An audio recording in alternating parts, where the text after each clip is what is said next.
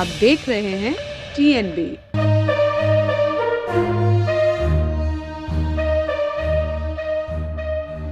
राष्ट्रीय राजधानी दिल्ली में प्रदूषण के कहर को देखते हुए बंद किए गए स्कूल कॉलेजों को फिर से खोलने का फैसला लिया गया है।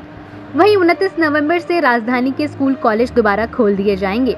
पॉल्यूशन लेवल में कमी आने के बाद दिल्ली सरकार में मंत्री गोपाल राय ने बुधवार को प्रेस कॉन्फ्रेंस में ये जानकारी दी है। साथ ही दिल्ली में सरकारी कर्मचारियों के लिए दी जा रही वर्क फ्रॉम होम की सुविधा भी 29 नवंबर से खत्म हो जाएगी। सोमवार से सरकारी कर्मचारी को दफ्तर जाकर काम करना होगा। बता दें कि दिल्ली के मंत्री गोपाल राय ने बताया कि 29 नवंबर से सरकारी कर्मचारियों के लिए वर्क फ्रॉम होम खत्म किया जा रहा है।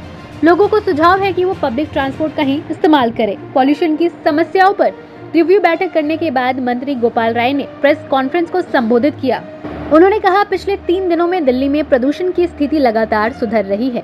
वर्तमान समय में प्रदूषण दिवाली से पहले वाली स्टेज पर पहुंच गया है। मालूम हो कि पिछले कई सालों की तरह इस साल भी दिवाली के इर्द गिर्द राजधानी की हवा प्रदूषित होने लगी थी।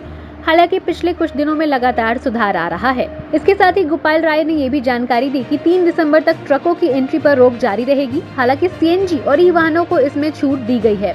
स्कूल कॉलेजों के अलावा राजधानी के सभी एजुकेशन इंस्टीट्यूट्स को भी 29 नवंबर से खोलने की छूट दी गई है।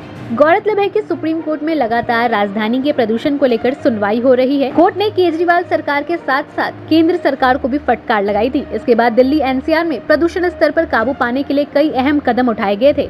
स्कूल कॉलेजों को बंद कर दिया गया था। साथ ही निर्माण कार्यों पर भी रोक लगा दी गई थी। वहीं दिल्ली के 11 कोयला आधारित बिजली संयंत्रों में सिर्फ 5 को ही चलाने की अनुमति दी गई थी। सरकारी कर्मचारियों को दफ्तर आकर काम करने के बजाय वर्क फ्रॉम होम की सुविधा मिली थी। साथ ही दिल्ली में एयर पॉल्यूशन को लेकर सुप्रीम कोर्ट में बुधवार को सुनवाई हुई। CJI NV रमना ने फटकार लगाते हुए कहा कि समस्या ये है कि बहुत सारी उम्मीदें हैं जो अदालत कर रही है और सरकार कुछ भी नहीं कर रही है। इसके साथ ही कहा कि कुछ अखबारों ने कहा है कि अदालत द्वारा किए गए उपायों के कारण 40% प्रदूषण कम हो गया था। हम नहीं जानते हैं कि क्या ये सही है। अब मजदूर हमारे सामने एक अंतरिम आवेदन के साथ आए हैं जिसमें कहा गया है कि निर्माण की अनुमति दी जानी चाहिए। कल किसान आकर कह सकते हैं कि हमें पराली जलाने की अनुमति दे।